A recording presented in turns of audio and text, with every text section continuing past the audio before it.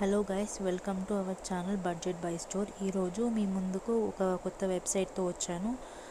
So ఆ వెబ్సైట్లో చాలా ఇన్ఫర్మేషన్ ఉంటుంది. లైక్ టెక్నాలజీ, ఫైనాన్స్ బ్లాగ్స్ ఉంటాయి. అందులో మీరు వెళ్ళి ఎక్స్ప్లోర్ చేయొచ్చు.